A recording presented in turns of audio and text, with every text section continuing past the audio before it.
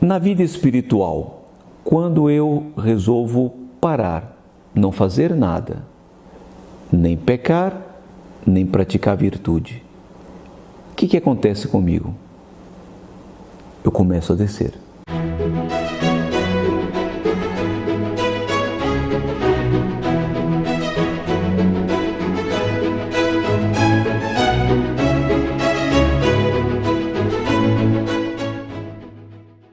Queridos amigos, salve Maria. Talvez vocês não tenham prestado muita atenção no que acontece no início de cada missa, quando o sacerdote convida os fiéis a fazerem o ato penitencial. Ele pede que os fiéis se recolham, façam o exame de consciência e depois ele reza o Confiteor.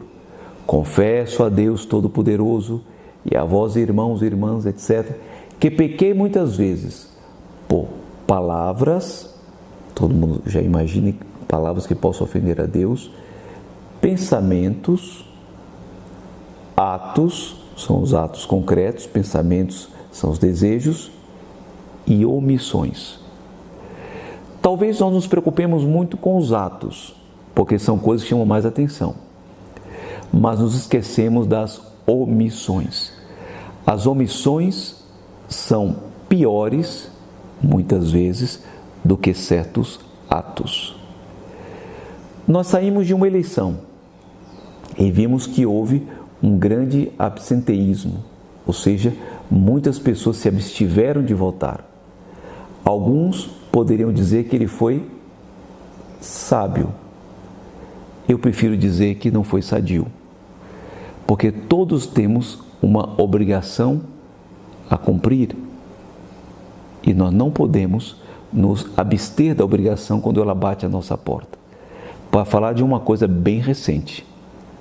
Mas eu quero me deter agora no Evangelho e cada um faça a aplicação que julgue mais adequada para a sua própria vida espiritual. No domingo passado, São Mateus nos falou da parábola dos talentos, daquele que enterrou o talento, daquele que não fez render e daqueles que fizeram render. Eram 3, 2 fizeram render e 1 nada fez render do talento que recebeu do seu Senhor.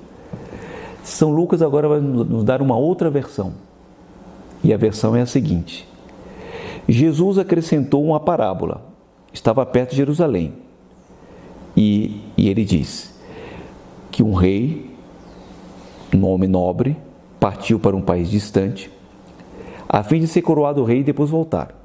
Chamou 10 de seus empregados, entregou 100 moedas de prata para um e disse: negociai até que eu volte. Esse primeiro fez render 10 vezes mais e foi chamado de servo bom e fiel. O segundo fez render 5 vezes mais, foi também chamado de servo bom e fiel. Um terceiro embrulhou, todos receberam 100, esses 10, e esse terceiro também embrulhou, devolveu tal qual havia recebido. Pecado de omissão, e foi repreendido e castigado segundo a parábola do Evangelho. Mas o Evangelho não fala dos outros 7, o que teria acontecido. Chama a atenção apenas desses 3, 2 que fizeram render e 1 que apenas escondeu e depois devolveu, e foi repreendido pelo seu patrão, por aquele rei, aquele personagem nobre da parábola, da história contada por Nosso Senhor. E esse que tinha 100 moedas e que nada fez render, arrancou-se as moedas dele e devolveu para aquele que mais tinha feito render. Porque a quem muito é dado, vai ser dado mais ainda, porque fez render. Qual é a moral dessa história? Eu me lembro, numa ocasião, do Monsenhor João ter contado isso. Ele estava no aeroporto e viu crianças que subiam escadas rolantes que estavam descendo. Criança gosta de pregar peças, você sabe disso. E a mãe preocupada com aquela cena. A escada descia enquanto a criança tentava subir. E aí ele tirou daí um princípio para a vida espiritual. Se a criança para na escada que está descendo e ela tenta subir enquanto a escada desce, se ela resolve parar, ela desce. porque ela tem que fazer um esforço dobrado para subir, ganhar os degraus e também a velocidade da máquina, da escada que está levando para baixo. Assim é a vida espiritual.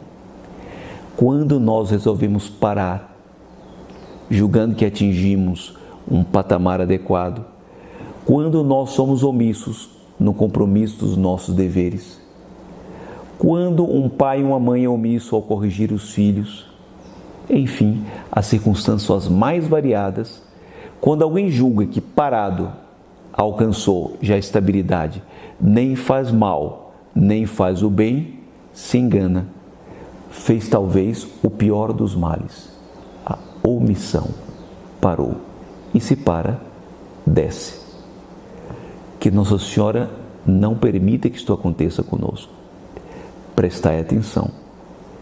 A omissão, muitas vezes, pode trazer mais prejuízos do que uma má palavra, um mau pensamento, um mau ato.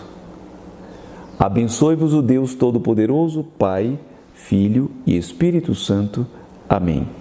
E até amanhã, se Deus quiser. Gloria Patri et Filii